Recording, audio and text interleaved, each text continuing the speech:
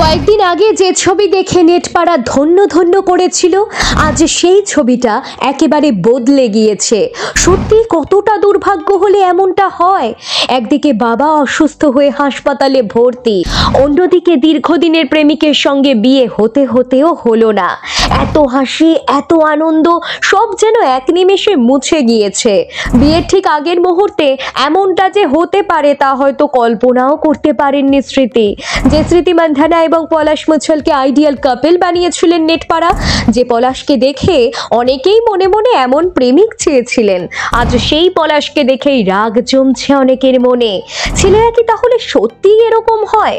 নেটপাড়ায় অন্য মেয়ের সাথে পলাশের চ্যাট ভাইরাল, তাহলে কি ভালোবাসার আড়ালে প্রতারণা লুকিয়েছিল? যদিও এই ভাইরাল স্ক্রিনশটের সত্যতা আদৌ কতটা তা আমাদের জানা নেই, তবে যারা এই জুটিকে পারফেক্ট কাপল ভেবেছিলেন তাদের ভাবাবেগে বিরাট ধাক্কা লেগেছে। স্মৃতি নিজেও সোশ্যাল মিডিয়া থেকে বিয়ের সমস্ত সুখ স্মৃতি মুছে ফেলেছেন, যদিও এখনো পর্যন্ত দুই তরফের কেউই মুখ খোলেননি এই নিয়ে। বিয়েটা কি তাহলে ভেঙেই গেল?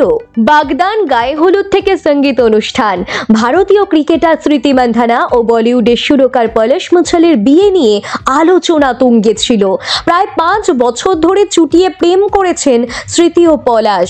মহারাষ্ট্রের সাংলিতে স্মৃতির বাড়িতে ঘটা করে বিয়ের আয়োজন করা হয়। দুই তারকার বিয়ে বলে কথা, কোনো খামতি ছিল না। সবকিছু ঠিকঠাক থাকলে এতক্ষণে পলাশের ঘরণী হয়ে যেতেন স্মৃতি, কিন্তু সে আর হলো কই। বিয়ের সকালে স্মৃতির বাবা অসুস্থ হয়ে পড়লেন, হাসপাতালে ভর্তি হলেন। তারপরেই সবকিছু যেন কেমন ওলটপালট হয়ে গেল। স্মৃতির হবু ননদ পলক মুছল জানিয়েছেন বিয়েটা পিছিয়ে গিয়েছে, নতুন করে বিয়ের তারিখ ঘোষণা করা হয়নি। এর মধ্যে সোশ্যাল মিডিয়ায় ঘুরে বেড়াচ্ছে পলাশ মুছলের অন্য মেয়ের সঙ্গে চ্যাটের বেশ কিছু স্ক্রিনশট। অর্থাৎ হঠাৎ ইনস্টাগ্রাম থেকে বাগদান গায়ে হলুদ সহ বিয়ে সংক্রান্ত সব পোস্ট মুছে ফেলেছেন স্মৃতি।